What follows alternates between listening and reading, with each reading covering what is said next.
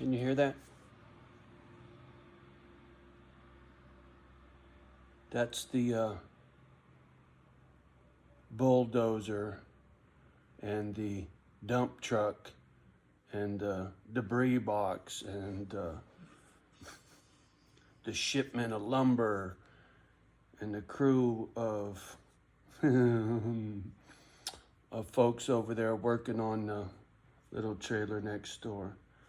See, this is how my brain works, right? I observe shit. I happen to notice that they got this couple, man and a woman, in their 30s, 40s or something, tearing the roof off the joint next door. The gal looked like she got no teeth. Homie's pickup truck. First thing I noticed is the tailgate's got no handle to drop the tailgate, right? I'm like, oh fuck.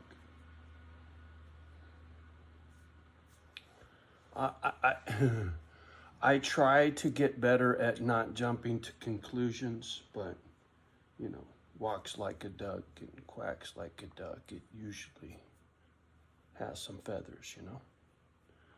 So I was outside trying to get my swervy on with my landscaping and tried to ignore what they were doing over there. And there's a whole gang of them over there. And I couldn't do it, man. I got to admit it, man. I could not hold my mud. I had to come inside. It just was way too irritating to hear all the noise and the people's voices. And when I see somebody got no teeth and cars with no handles on the door or on the things, and I'm like, I don't want people seeing my shit, right?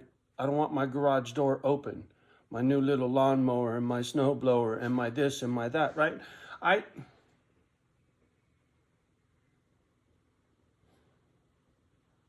blew it. It's nobody's fault but my own. I should have bought that shithole for the 30 grand that they paid for it. I should have just bought it for the 29 grand instead of being stubborn and trying to get a fair deal.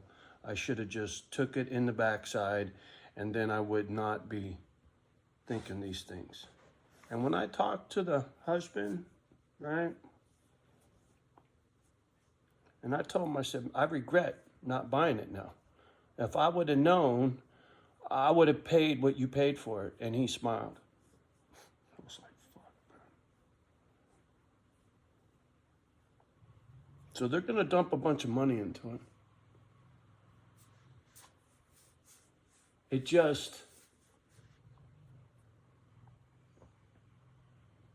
my gut, my intuition on this whole thing does not sit well with this. It still makes no sense. You know, watching what they're doing, and I'm thinking to myself, you got a trailer right there, right on the other side of the road, on your folks' property, and now you want this trailer that I'm got you surrounded. Potato field or not, it really, trying to be neighborly, but I didn't come up here to get a neighbor. I came up here to be alone, right? Like I said, I don't like going into town. I like staying on the property. I don't have to see nobody. I like it like that.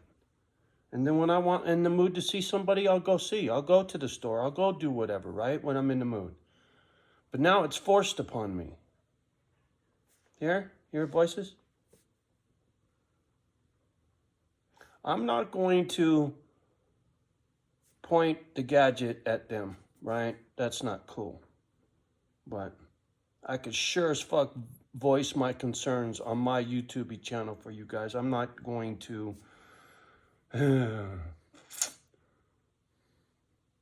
put them on blast, right?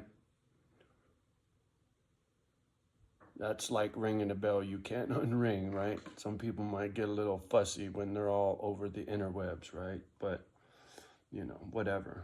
I've had this channel. I got my purpose.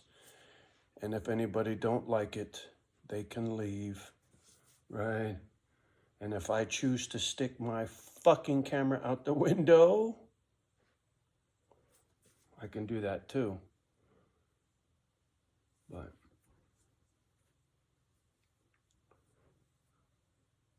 it's just a drag. Really, it's just a drag. I really wanted my privacy, my peace and quiet. Pick and choose who I want to be here, I want to spend my time around, right? You know, when it comes to the misfits, it'll be, how can I put this? It'll be like an apprenticeship, right? I gotta know you're serious about wanting to be here. I gotta know that your heart's in the right place for the right reasons, and that I don't have to worry about you, right? And that takes a lot from me. And so, you know, there's a certain get to know you kind of process. But with these guys, there is no get to know you kind of process to right up my ass.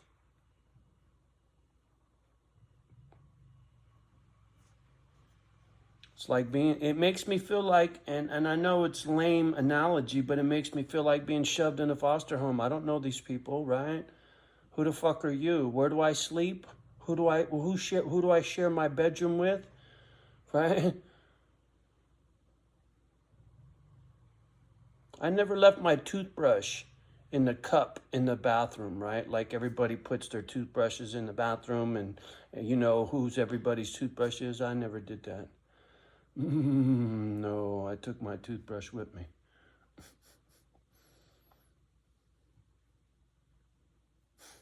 Fucking sad, man.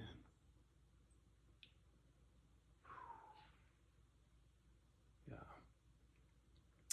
Took the girls out. Took them to the other side of the property just so I didn't have to have them meet the dogs and have them have dogs over there not on a leash, right? I don't know what they're doing. I've seen them with dogs with no leash, so that's a concern of mine. I'm hoping that don't blow up one day. My girls are always on leash. If there's ever a problem, it's going to be their dog running on my property, getting at my dog on my property. It won't happen any other way. Not unless I fucking croak and the girls take off with the leash hanging around their fucking neck. But they don't go outside without a leash. And they know it.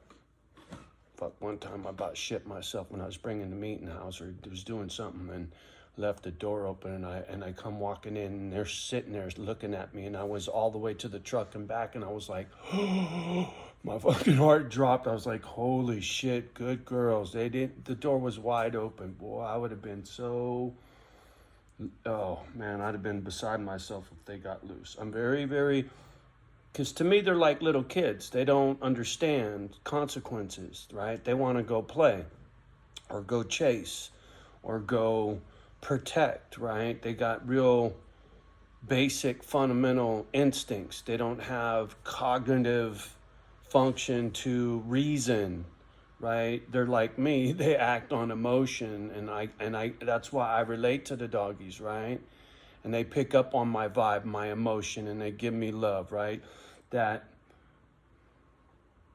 whatever you want to call it, service dog thing, you couldn't give a broken individual anything better than a dog when it comes to helping you when you don't feel good, right?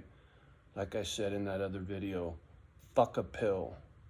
I'll take a pit bull over a pill all day long. Now there's a catchphrase. Oh man, sleepy girl. And my girls are long in the tooth, man. I'm very grateful every morning I wake up and one of them ain't cold. You know what I'm saying? Every day is a blessing. And I'm very grateful. You know, I try to keep that at my focus when I start getting angry about neighbors and whatnot, and situations and banks and decisions I shoulda, woulda, coulda, right? I could have easily bought that joint called the bank, hey man, I gotta pull a equity line off the house right quick to go handle this, and then shuffle some things, sell some things, and then pay that off. I could have put it together in a day. I just didn't think nobody was gonna pay 30 G's for that fucking shit all. Anyway, just sharing thoughts.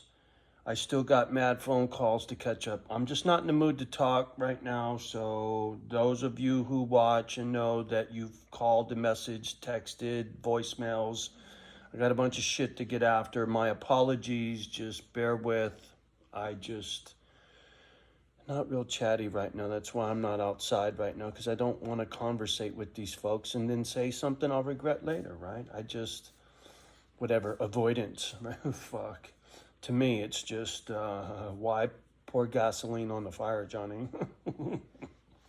Because I'm a little fuming, right? I'm smoldering. It wouldn't take but a good spark to light me off. Anyway, the good, the bad, the ugly.